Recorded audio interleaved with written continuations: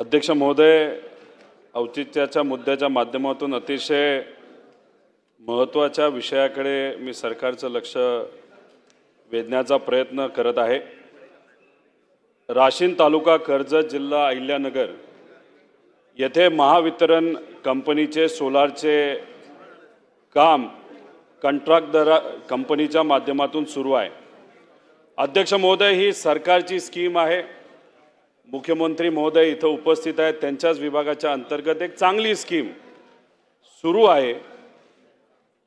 सदरील ठिकाणी काम करणाऱ्या कंपनीकडून काही स्थानिक गुंड प्रवृत्तीच्या लोकांनी खंडणी मागितली। अध्यक्ष महोदय, खंडणी किती मागितली तर 12% खंडणी मागितली। 20 मेगावॉटचं काम चालू आहे।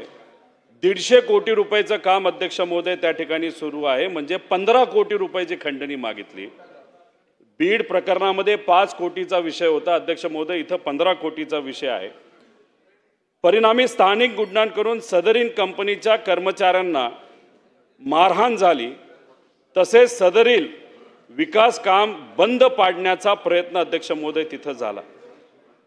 मारहाणी विरोधात तसेच दमदाटी विरोधात पीडित कंपनीने पोलिसांकडे तक्रार केली असता अध्यक्ष महोदय तिथल्या पोलीस अधिकाऱ्यांनी अतिशय चांगल्या पद्धतीने लक्ष घालून तक्रार नोंदवली आणि या दोन्ही गुंडांवर अध्यक्ष महोदय त्या ठिकाणी कारवाई केली।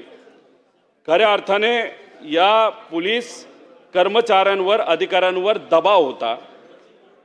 काही उच्च पदाच्या लोकांनी त्यांना फोन करून ही तक्रार नोंदवू नये असं सांगितलं, पण या पोलीस अधिकाऱ्यांना मानलं पाहिजे अध्यक्ष महोदय, त्यांनी त्या ठिकाणी ती तक्रार नोंदवली।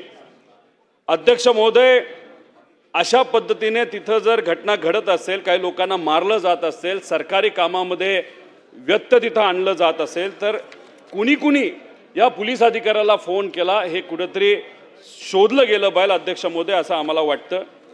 त्याच्याचबरोबर अध्यक्ष महोदय, ज्याने पोलीस तक्रार दिली त्यांच्या विरोधात देखील कथित 776चा गुन्हा दाखल झालाय।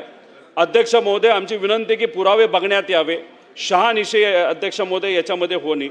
त्याच्याचबरोबर अध्यक्ष महोदय, ज्या पोलीस अधिकाऱ्यांनी ही तक्रार नोंदवली त्याच्यावर मोठ्या प्रमाणात दबाव वाढत चाललेला आहे।